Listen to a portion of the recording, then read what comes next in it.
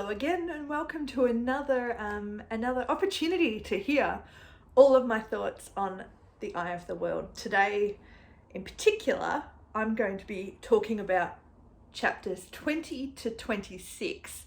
So let's get started with chapter 20, Dust on the Wind. Now we have to hope that Tom is trustworthy and that they all find each other again soonish. It's never a good thing when the party gets split up, but it happens in most fantasy at some point. Example, the end of the Fellowship of the Ring, as just one example. They're idiots not to wait for Tom to act first, but then again, as we've seen in previous videos, I personally think at this point in time, Rand, Perrin and Matt are all acting like idiots a lot of the time. But in this situation, Matt and Rand just act without thinking. And this again sort of shows that lack of worldliness, I suppose. And also that I wonder whether there's a little bit of showing off in this sense, wanting to show Tom that they can contribute in a way. I wonder, because I do think that Rand in particular looks up to Tom as that kind of father figure in the same way he looks up to Tam. So, I do wonder, but I do think that both Matt and Rand are just, they need to think. They need to learn to think before they act. And if they're with someone who clearly has a plan, like Tom clearly had a plan, they should have just waited. But anyway, they didn't, and that's fine.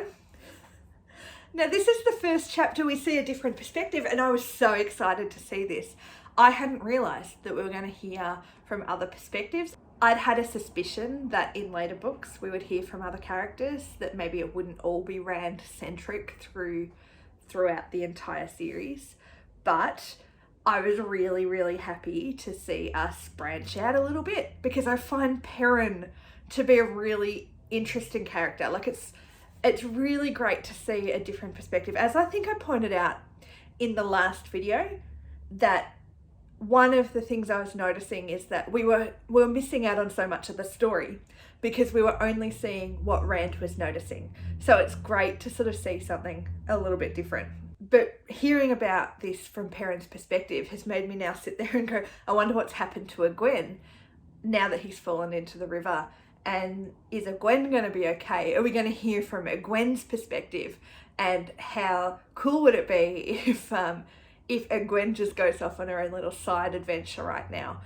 I think she's a character that will be really great to see through her eyes or through someone else's eyes, other than just Rand's, because I think we're getting a very specific view of all of the characters, but particularly Egwene when looking at her through Rand's eyes.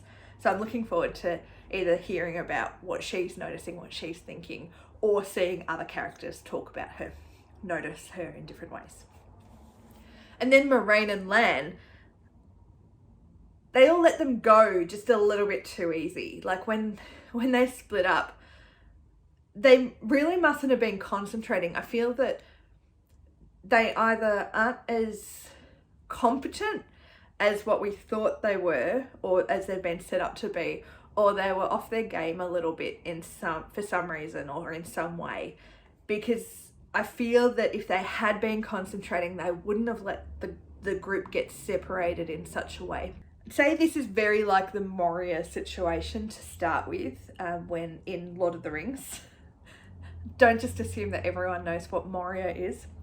But the separation of Gandalf from the Fellowship. And I suppose in a sense, Gandalf explained what he was doing, but he was also very good at withholding information as well. So it is that wizard kind of character that only tells people what they think they need to know. Gandalf obviously thought people in Lord of the Rings needed to know more information than Moraine thinks is necessary for this group to know. I do think the fog was an interesting way to separate them.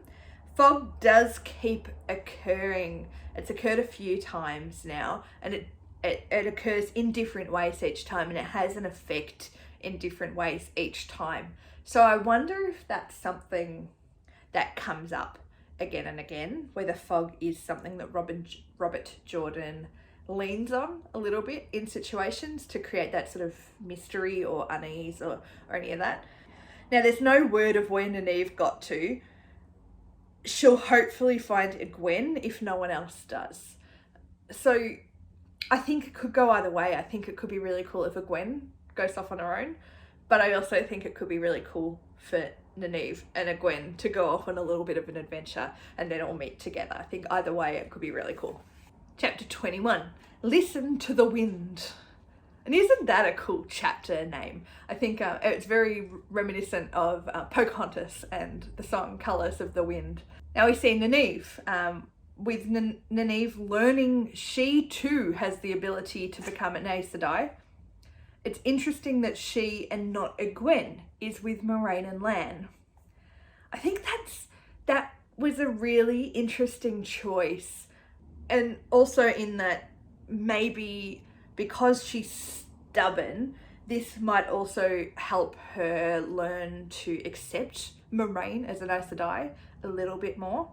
And maybe she might end up accepting the training purely to give herself a better chance of protecting her people. I think that's probably the bigger reality, is that even if she doesn't like Moiraine, she is going to go forward with this training because she will see the possibilities. She's strategic. I think she is very good at thinking a few steps in advance. She's very good at sort of thinking things through, problem solving, and even though she's stubborn, she'll accept it. And because she's stubborn, she will go into this training and probably succeed at it quite well. I was right about the coins that I mentioned in the last chapter and the connection disappearing when they're given away. So it's even more stupid of Mat and Rand to have given their coins away. Now we just need to wait and see where Gwen is. Maybe she'll join up with Perrin, or maybe she'll go off on her own. She'll have her own little adventure and she'll find a little bit of her own self-worth, because I think she's relying too much on her hero worship of Moiraine and Nynaeve before that. I would like to see a Gwen become her own person and not just... I don't think she's necessarily just grasping onto what her favourite person at the time,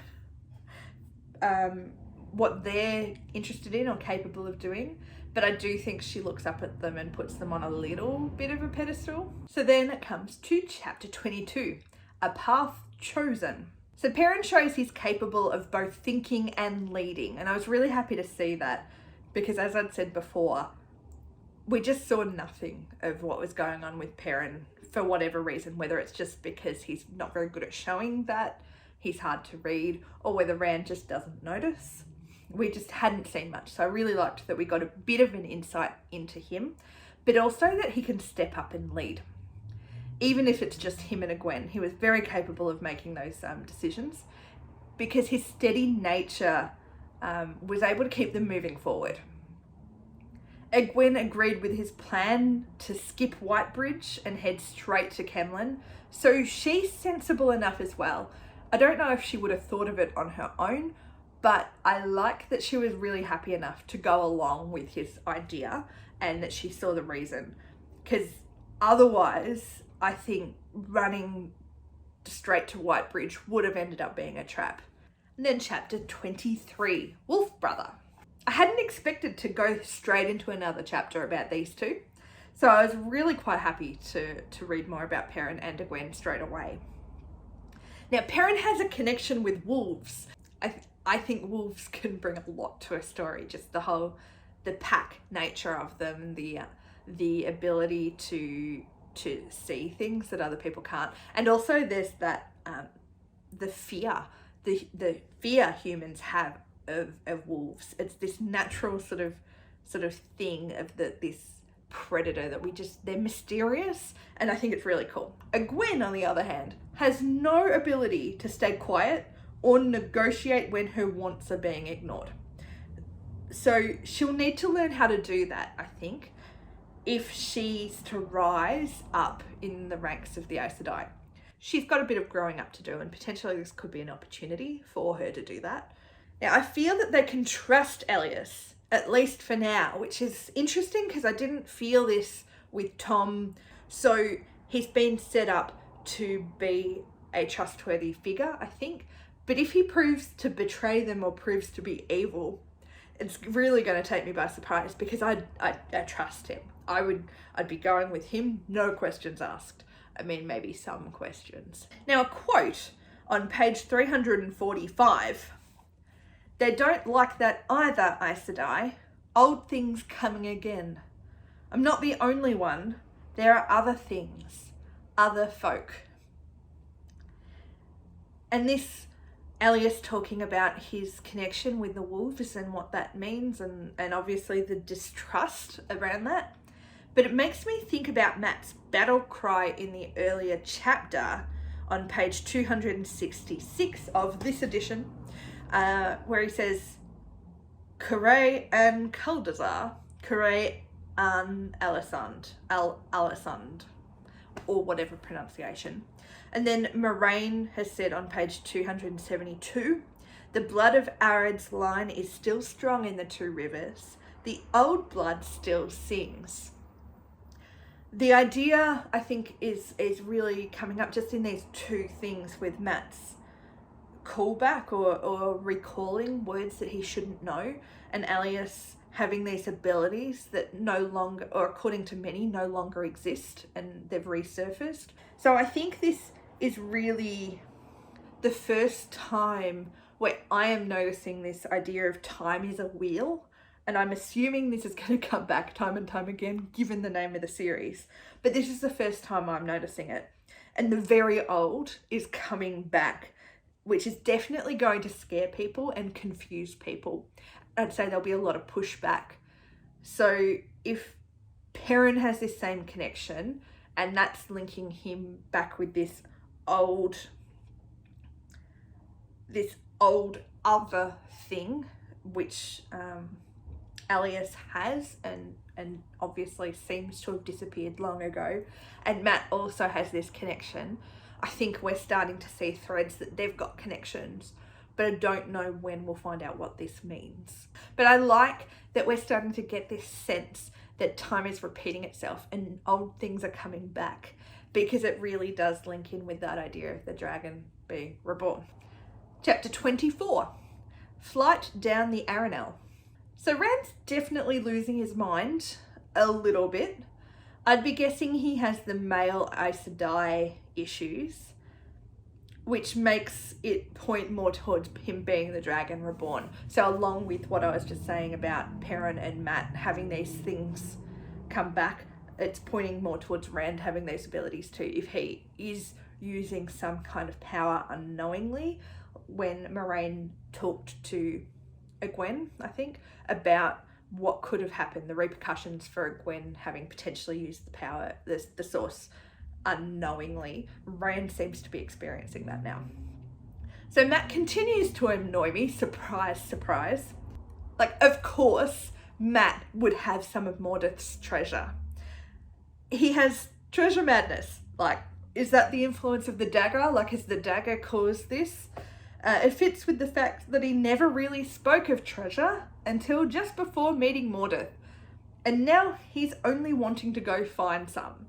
So I feel like Mat may have been susceptible. Maybe there was some sort of thing going on in Shador Logoth that he wasn't in his right mind when he made Perrin and Rand go out on an adventure to find treasure. He'd never really talked about it. I mean, he wanted to go out on an adventure, but he went looking for treasure, and I wonder whether Mordeth had the ability to whisper into his mind without him realizing. And then this is what's happened, and now the dagger is definitely doing something to him. What that is, I don't know. I think he should just get rid of it. Tom may not be as untrustworthy as I first thought, but there's still more going on in his story than what he's letting on. I wouldn't be surprised if he tries to convince them to go somewhere else, particularly in the opposite direction to what Moraine thinks, especially if they don't run into the others at Whitebridge. I think that would be what he will be working towards. He does not want them to go with Moraine. And I'd say Gelb is going to be an issue at some point. Gelb, one of the crew members, probably in Whitebridge, if not before. But what that issue is, only time will tell. So chapter 25, The Travelling People, is next. There's a lot going on in this chapter, and I think that there's a lot that's going to have a lot of influence later on in the story. The Travelling People, or the Tinkers, or the Lost One, I like that they've got multiple names, because most cultures do have multiple names, especially a group like this, names that they have for themselves, and names whether derogatory or other. But I think that they're pretty cool, and I love that they're searching for a song lost in the breaking of the world. I love the idea of songs being magic. I know it's something done in quite a few of the young adult fantasy that I've read, and I just really like it. There's something about it. I think music touches something in our hearts. It touches something deep inside, and to me, I can sense, or I can understand how it could have magic to it if done properly. Some music, no, but I can understand that, and I really do love a magic system that has some kind of music involved. So this excites me that there's music involved in some way in the magic in this world, in whatever way. It doesn't seem that it's an Aes Sedai thing. It seems like it's particular to the Travelling People, and that's just cool. The Waste or the Blight, I think they're the same place. Are they the same place? Anyway, I think that there's some answers. So I would say that their journey will take them there at some point. Whether that's, I don't think it's going to be in this book though. I feel that it's a seed planting for later, but maybe they'll end up there sooner rather than later. Now I feel this is not the last of Aram that we will see, the young tinker. I'll be interested to know when they leave the travelling group, whether he goes with them or whether maybe he will follow them later, whether he runs away and follows them, because I think we're going to see more of him. He's a character that I could see a few possibilities for, and I'd be surprised if we don't see him again at some point. Especially, I wouldn't be surprised if he followed them. Are the wolves protecting Perrin in his dreams? I don't think Matt has the dreams, so that now only leaves Rand vulnerable to them. Will they run into any Maidens of the Spear? Rand's real mother might have been one of them, I think. Similarities with what the dying one said with what Rand had heard in his dreams about the Eye of the World and the Serpent. I'd say this is going to come back to play fairly soon. And the last chapter for today is chapter 26, Whitebridge. Okay, so maybe Tom isn't so bad. I think there are secrets there that we don't know about yet, but I doubt he's really dead, so I'd say those secrets will come back and have some influence later. He's given the boys some really solid advice so far when I think back on it. I just wish they'd told Moraine about the dreams. I think that was a mistake not to share that. The first crazed beggar looking for them may have been the peddler, Fane. I can't think who else it could have been, unless it was Tam. But why would Tam be a beggar? I mean, Tam would be looking for more than just the three boys as well. And I hope that he's not crazed like the beggar is described to be. I hope Tam is okay. I really like Tam and I want to see him again, so I'm kind of hoping that it is Tam following them. Now the second book, based on what we've learned in this, the second book I'm guessing is going to be set in Ilion or involve Ilion in some way because of the idea of this hunt. So the second book is called The Great Hunt. So at this stage I'm sitting there thinking, well, that means that they're going to Ilion next. After they do whatever they're doing in the rest of this book, they'll go to Ilion and become part of the Great Hunt. Maybe they'll also run into Captain Domin again. I think he could be a really really cool character to see on screen. Bit of character, a bit of personality that's different to a lot of the others. So I think that could be really cool to see him in the TV series. And I hope they run into him again, because I think we've only just scratched the surface with him, and he just seems fun. And I like the idea of this guy who, he just reminds me a little bit of a pirate captain, but not. I don't think that's what he's meant to be, but that's the kind of vibe I'm getting, and I think that's really cool. So I hope we see Captain Domin again. So they were my thoughts on chapters 20 to 26. Thank you for listening. Thank you for joining me in this journey in whatever way that you're joining me. I do invite you to comment below about what you're noticing, whether you're agreeing with me if this is your first read. Just keep it spoiler free. I really am loving that I'm reading this with almost no knowledge. I have to stay off Twitter because I'm getting too many minor, they're nothing major, but I'm seeing too many little minor spoilers, and I'm gonna have to get off Twitter a little bit, but that's fine. I don't want spoilers. So I'm loving going through the books and learning more. I finished reading The Great Hunt now, but as I've said, these thoughts are all based on exactly what I felt and what I was thinking about immediately after reading the chapter, and now I'm reading them to you. So thank you for listening, and I hope you join me again for the next video.